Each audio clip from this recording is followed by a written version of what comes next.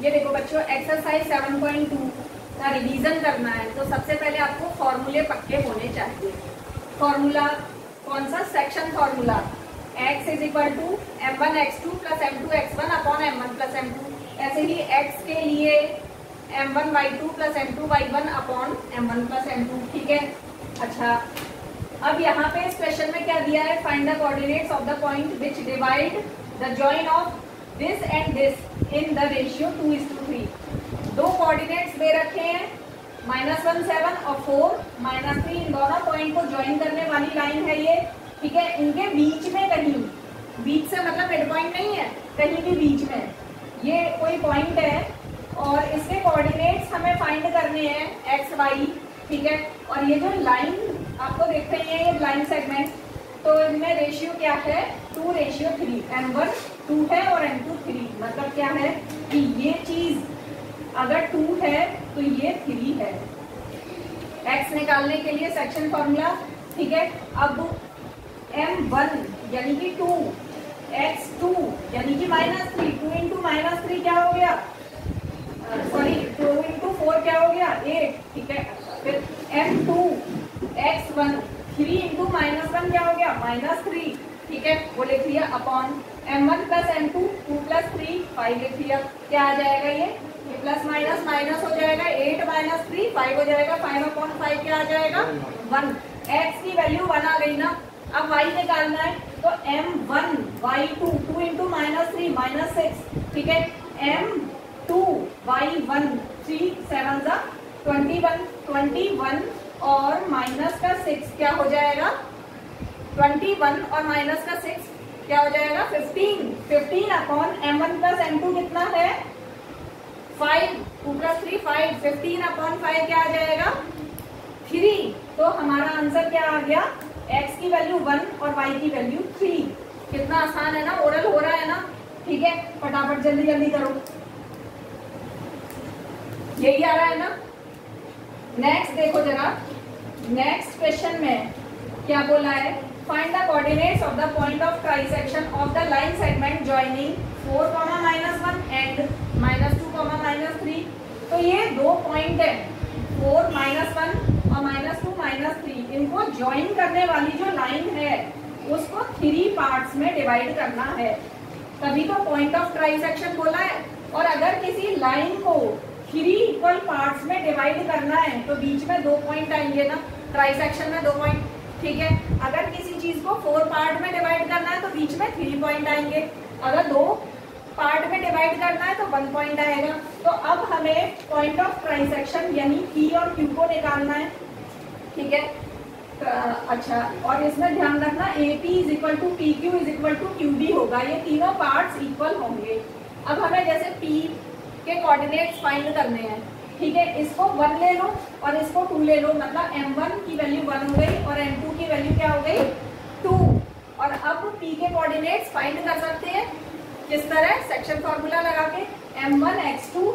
ठीक है, तो -2 हो गया, 1 इंटू -2। m2 x1, तो ये 2 इंटू 4 8 हो गया। ठीक है, -2 और 8 कितना आ गया?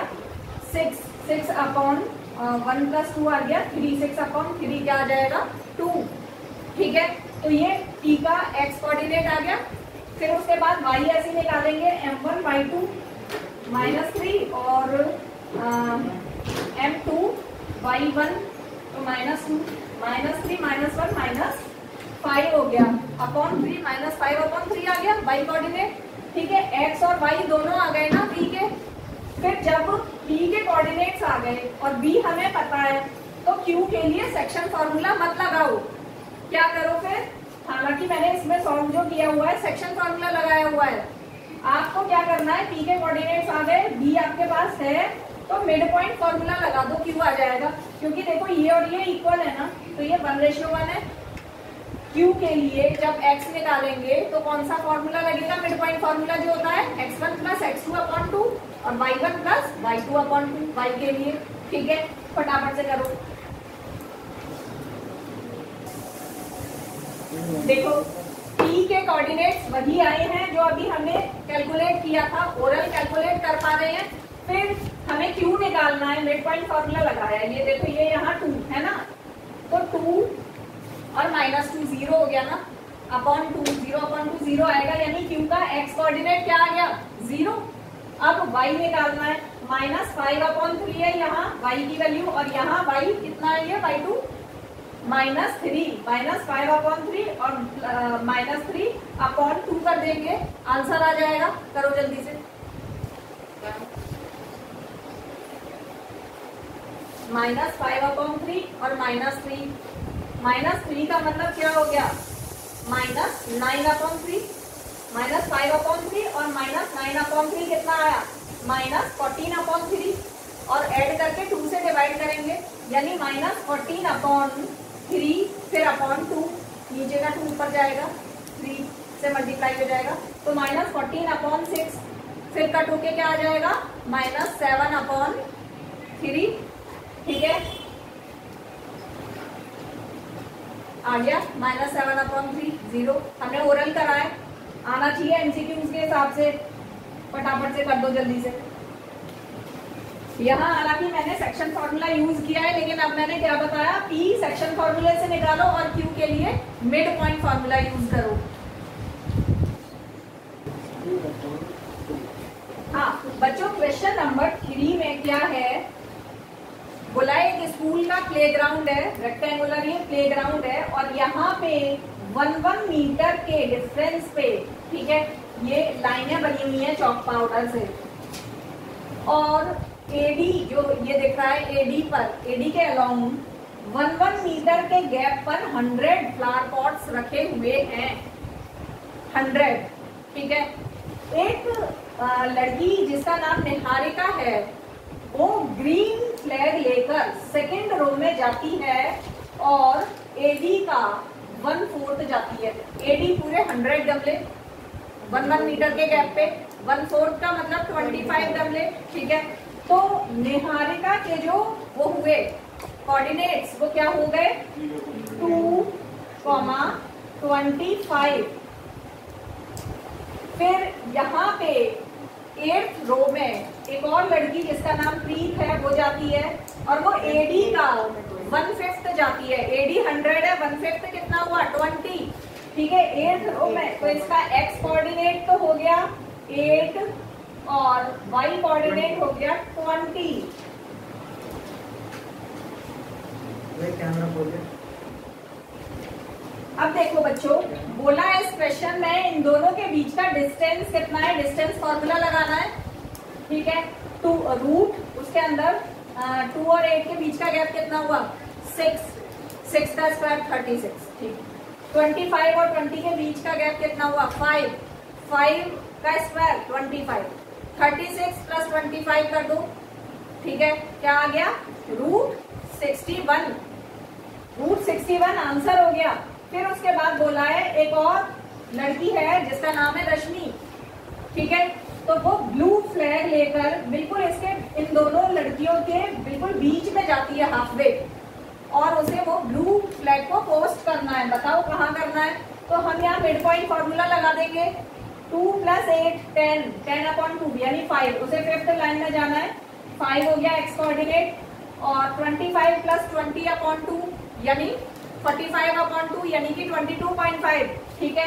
तो रश्मि के जो कोऑर्डिनेट्स हुए जहां पे ब्लू फ्लैग को पोस्ट किया जाएगा 5,22.5, कितना आसान है ना, ओरल हो गया। करो जल्दी,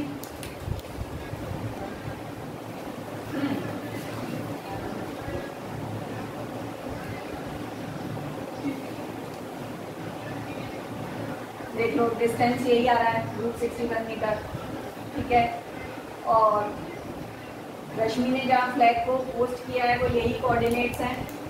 नेक्स्ट क्वेश्चन पे आ जाओ, क्वेश्चन नंबर 4।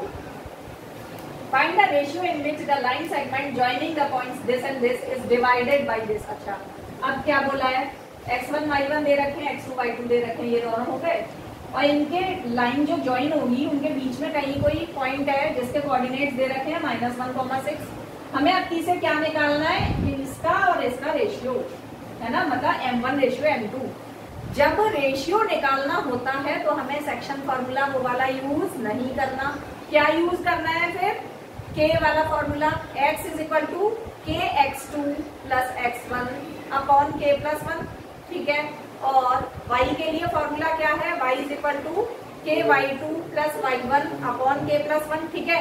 अच्छा, इसमें जब रेशियो निकालना होता है m1 रेशियो m2, तो x या y में से कोई एक फॉर्मूला यूज करना है। मैंने यहाँ दोनों करके दिखा रखे हैं, ठीक है, कि दोनों से सेम आंसर आता है, इसलिए दिखा रखा है। लेकिन मैंने आपको बताया है कि दोनों में से एक करना है, ठीक है। कोई भी एक फॉर्मूला यूज करो और आंसर आ जाएगा m1 रेशियो m2, जो k की वैल्यू आएगी ना वो आंसर होगा, सीधी बात, ठीक है। करो जल्दी से। अब ये जो है इस फॉर्मूले में रखोगे, इतना ये वो नहीं है, ओरल करने में कभी कोई मिस्टेक ना हो जाए, ठीक है। लिख कर लो, फटाफट से लिख के करो। हाँ, तो बच्चों दोनों में से एक फॉर्मूला यूज कर लो, ठीक है। आंसर दोनों से सेम ही आना है। इसमें आपने वैल्यू लगाई, x की वैल्यू -1, ठीक है।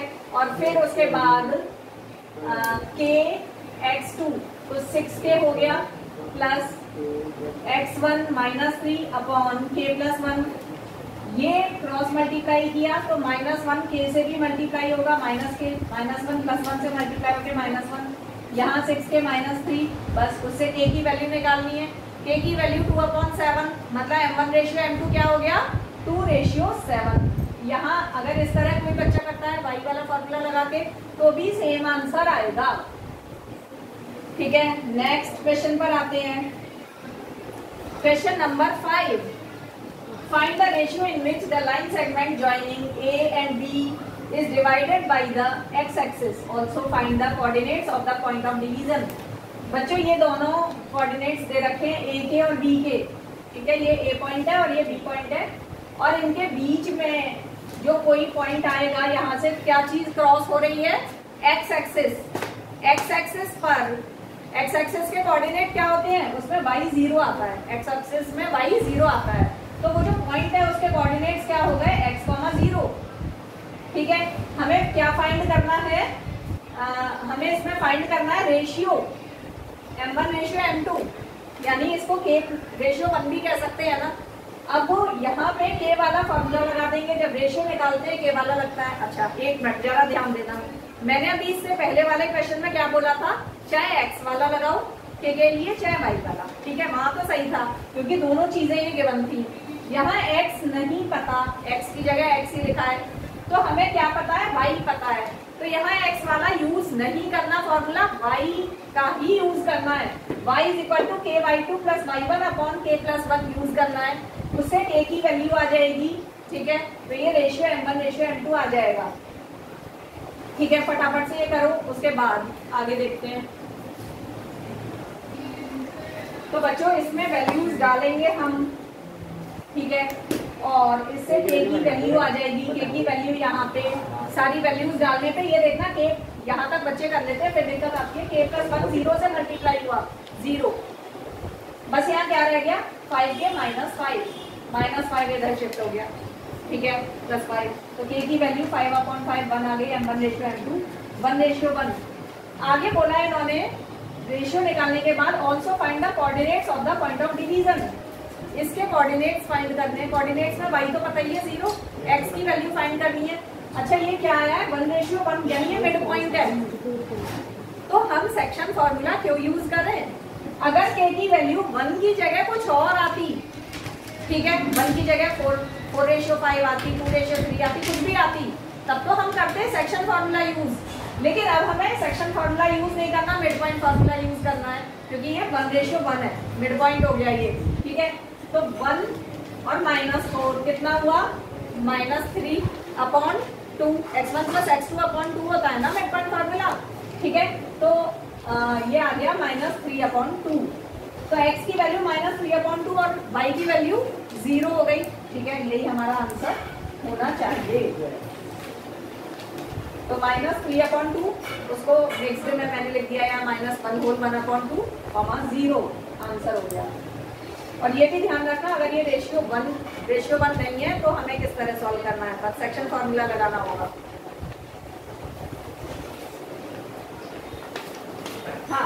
क्वेश्चन नंबर 6 देखो, इफ 1, 2, 4, y, x, 6, 3, 5, ठीक है, are the vertices of the parallelogram taken in order, find x and y। ये 4 कोऑर्डिनेट्स लिख लिए, पैरेललोग्राम के वर्टिसेस हैं, इनको ऑर्डर में ऐसे ही लिखना है, या तो क्लॉकवाइज या फिर एंटी क्लॉकवाइज। अगर कोई बच्चा पहले ये दोनों और फिर तीसरा को यहाँ लगा देता है, चौथा यहाँ, तो उसका आंसर सही नहीं आ सकता, रॉन्ग ही रहेगा, ध्यान रखना, ठीक है। हमें x की वैल्यू और y की वैल्यू फाइंड करनी है। अब जरा देखना, पैरेललोग्राम की एक प्रॉपर्टी ध्यान करो, डायगोनल बाइसेक्ट करते हैं ना, मतलब जो इस AC का मिड पॉइंट होगा वही इस BD का मिड पॉइंट होगा। सपोज इन दोनों के मिड पॉइंट क्या है, ये P, ठीक है। तो इसमें 1 + x/2 मिड पॉइंट फॉर्मूला लगा रहे हैं, 1 + x/2 किसके इक्वल होगा, 3 + 4/2, ठीक है। दोनों में नीचे 2 आ रहा है ना, डिनोमिनेटर हट जाएगा वो, यानी 1 + x = 3 + 4, 1 + x = 3 + 4 यानी 7, 1 + x 7, तो x कितना आ गया, 6, ठीक है। यहाँ x कोऑर्डिनेट 6 आ चुका है। अब देखो 2 + 6/2 है ना, और ये 5 + y/2, दोनों में नीचे 2 आ रहा है, हटा दें, तो यानी कि 2 + 6 यानी 8 किसके इक्वल है, 8 = 5 + y, तो y कितना आ जाएगा, माइनस हो जाएगा ना उधर जाके, y की वैल्यू 3 आ जाएगी।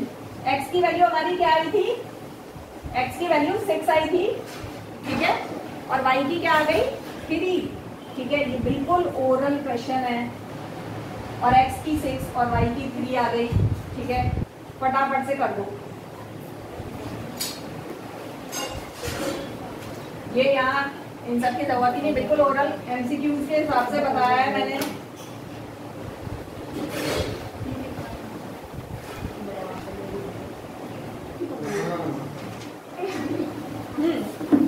Next question number 7, find the coordinates of a point A where AB is the diameter of a circle whose center is 2, -3 and B is 1, 4। हमें A के कोऑर्डिनेट्स पता करने हैं, ठीक है, x y पता करने हैं।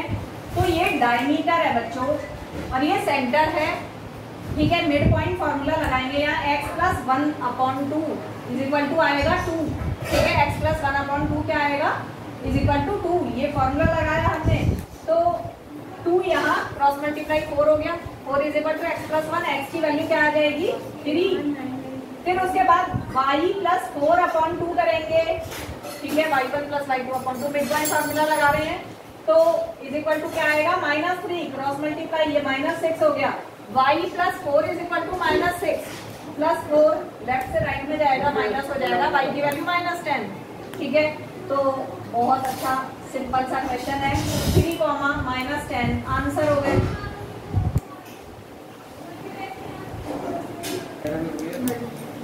Question number 8, if A and B are this and this, A और B की वैल्यूज दे रखी हैं, respectively find the coordinates of P such that AP is equal to 3/7 AB and P lies on the line segment AB। क्या बोला है, A और B के coordinates दे रखे हैं, इनके बीच में कहीं कोई P पॉइंट है, ठीक है, इस तरह है कि लिखा है AP is equal to 3/7 AB, जो लिखा है वो लिख लिया। अब AB को यहाँ से नीचे ले जा सकते हैं ना, AP/AB = क्या हो गया, 3/7, यानी AP 3 है तो AB 7 है, ये 3 और ये 7, इसका मतलब ये PB कितना हो गया, 4 हो गया ना, ठीक है, यानी M1:M2 मिल गया, 3:4, ठीक है। x1 y1 पता है हमें, x2 y2 पता है, M1:M2 पता है। अब x और y निकाल लेंगे आराम से सेक्शन फॉर्मूला लगा के, ठीक है। बस यही इसमें खास बात यही थी, बस यहाँ पे जो ये करना है, बाकी तो बहुत नॉर्मल क्वेश्चन है।